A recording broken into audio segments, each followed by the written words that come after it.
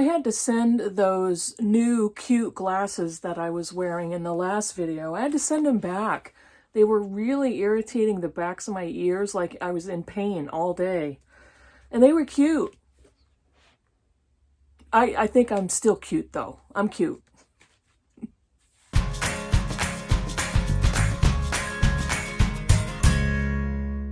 Hey BookTube, it's Kim at Middle of the Book March, and this is my Bookish week for Saturday, the 26th. When was Thanksgiving? Oh, 26th, I think. Yeah, so I'm in a different room. I'm in my daughter's room. I'm filming at night, and this is just the best color background and lighting and all that. And I just did not, the day got away from me, and I thought, you know what, I can still film at night. Why not? Let's try it. So I figured I'd try this lighting in order to do that. So yeah, I had to send back my other glasses that I just got, and I actually ordered a new pair of frames, so we'll see how those do when they come in. Hopefully they won't irritate the backs of my ears. And I started to realize, depending on the materials, the cute pair of frames that I sent back, they were a much thinner frame, and I think the ear pads were a lot thinner.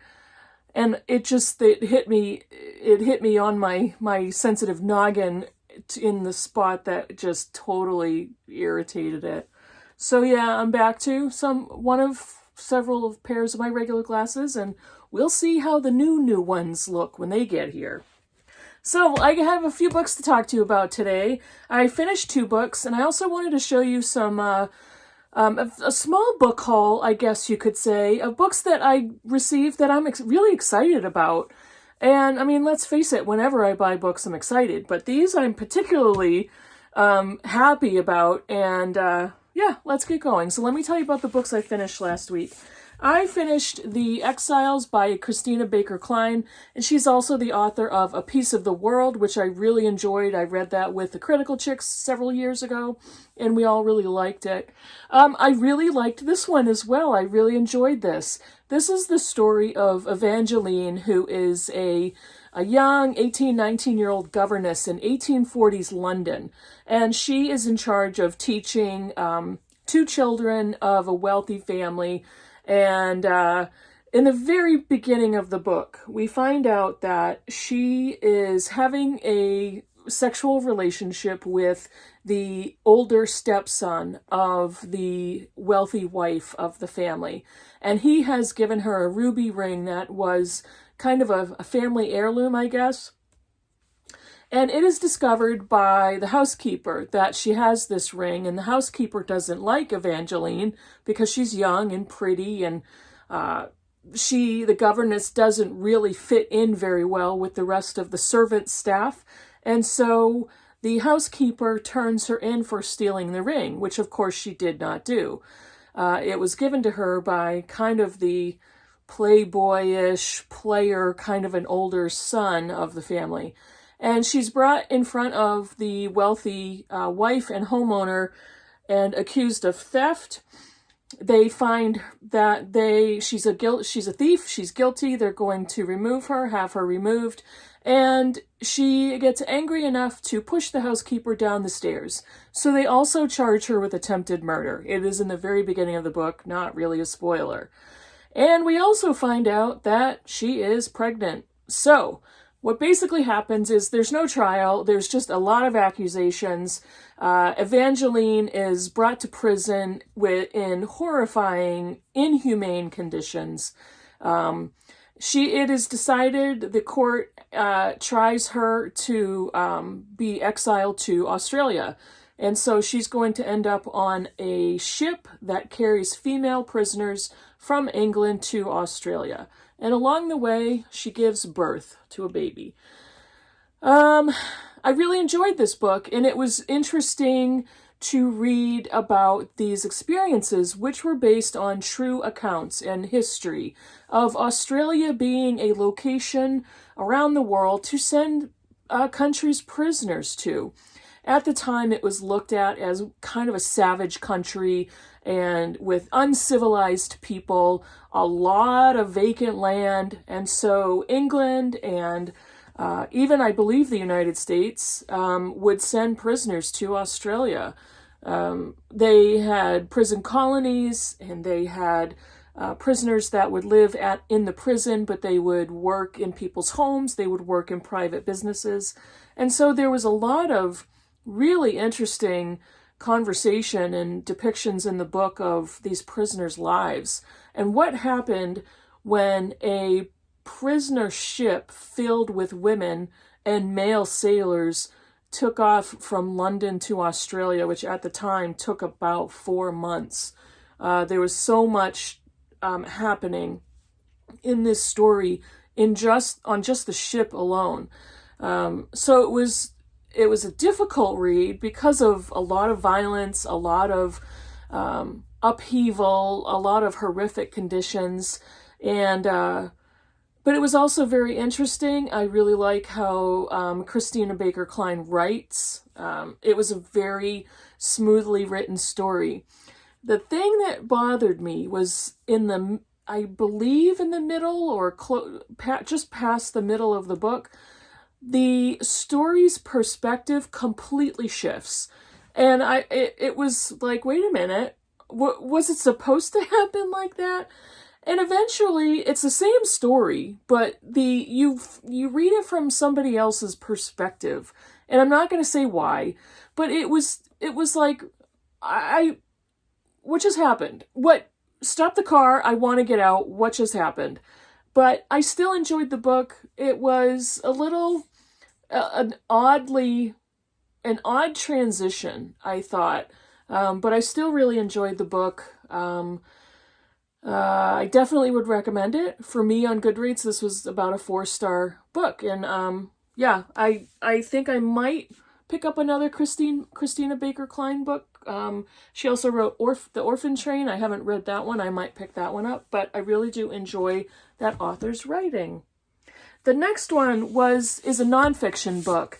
And I finished No Visible Bruises by Rachel Louise Snyder. Subtitle is What We Don't Know About Domestic Violence Can Kill Us. Literally kill us. Rachel Louise Snyder is a journalist who writes for the Washington Post, the New Yorker, New York Times Magazine, New Republic. She has won a bunch of awards. And this is narrative nonfiction, but there's a lot of really good reporting in here. There's a lot of really good research and information. What she did really well is she includes real stories of women who were abused in their relationships. It's at this point called intimate partner violence. And she includes a lot of information about a lot of women's true experiences, changes the names and redacts a lot of the details. But she did that really well. She did a lot of legwork over a number of years to write this book.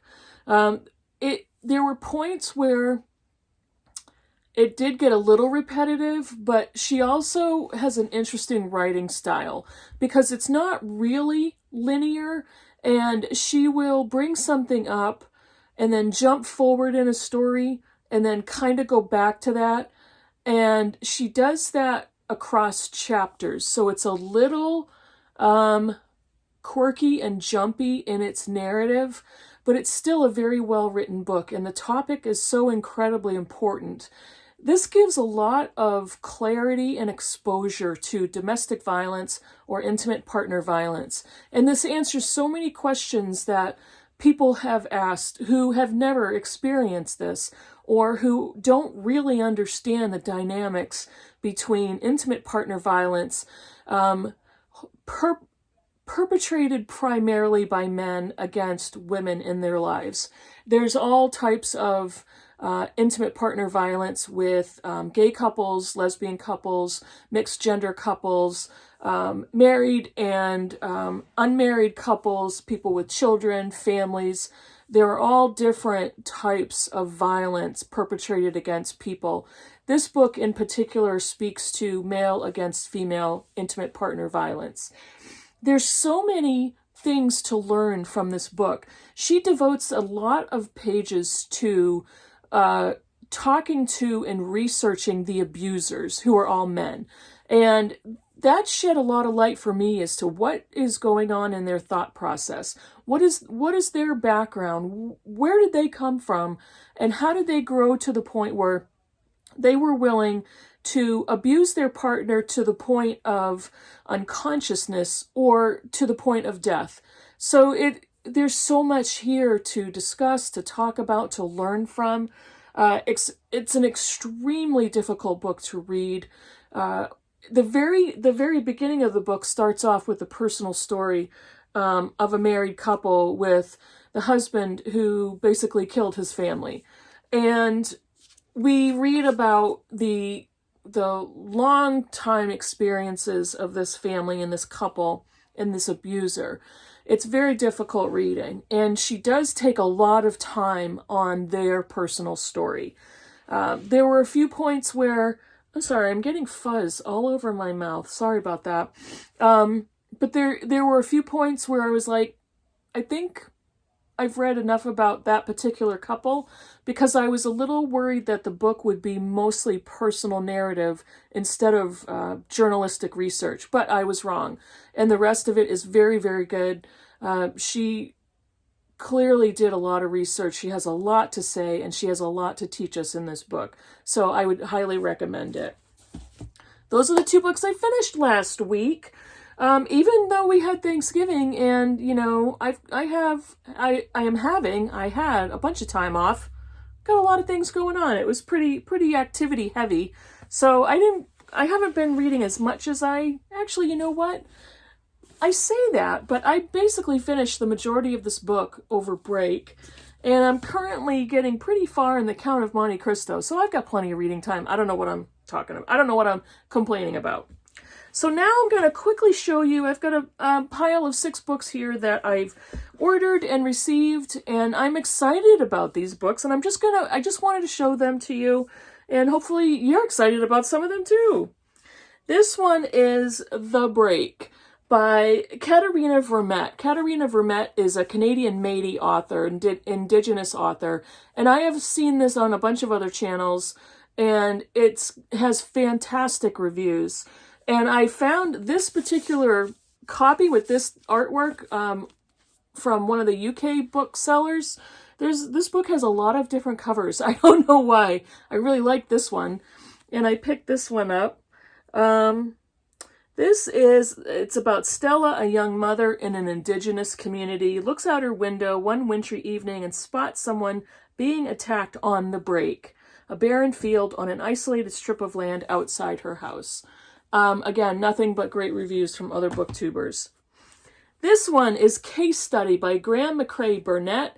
This was longlisted for the 2022 Booker Prize, and it sounds so weird and kind of right up my alley. And it's like, yeah, I had to pick this one up.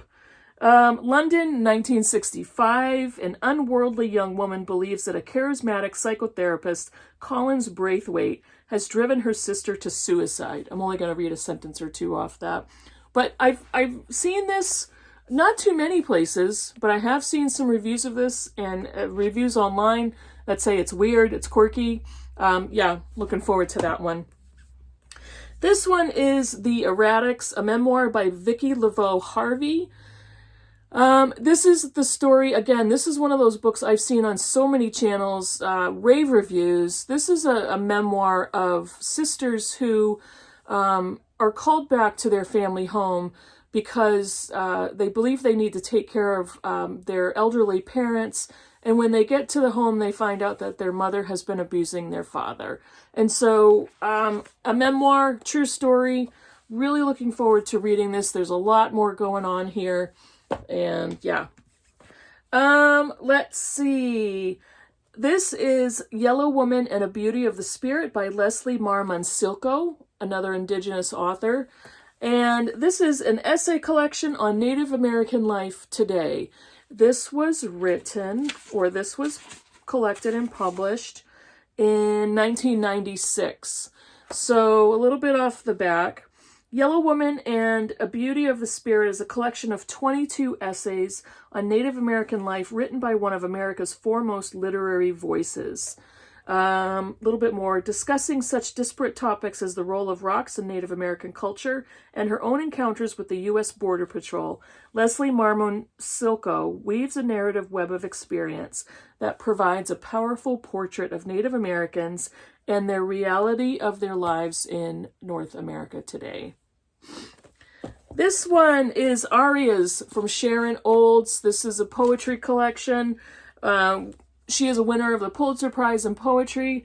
I just acquired Stag's Leap a little while ago, and I found this one on bargain and picked it up. And I just read a few poems out of Stag's Leap. Really loved them. These are radical new poems of intimate life and political conscience, of race and class and a mother's violence.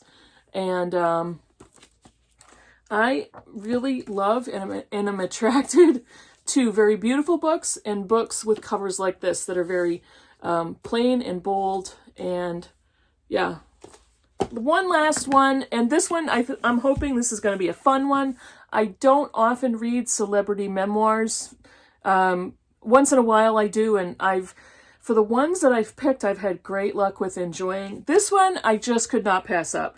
This is Last Chance Texaco by Ricky Lee Jones, Chronicles of an American Troubadour. If you are my age and a child of 70s and 80s rock, Ricky Lee Jones, Chucky's in Love, yeah. I loved that song. I sung it all the time along with the radio. One of those songs that I probably sung at the top of my lungs in the car, and remembering as one of the first songs that I ever did that with. But I am fascinated to read about Ricky Lee Jones and her stories, her fame, her music career, her personal life. I think I'm really going to enjoy this one. And I've seen this, I saw it in a couple of places, and again, I'm not usually attracted to celebrity memoirs, but I couldn't pass this one up. If I'm 56, if you're in my generation and you listen to 70s and 80s rock, Ricky Lee Jones, yeah. You know, if you know, you know. That's it for me for my Bookish Week last week. Let me know in the comments below if you have anything to say about any of the books I talked about or any of the books I'm excited to pick up one day. And I will see you in the next video. Bye, everybody.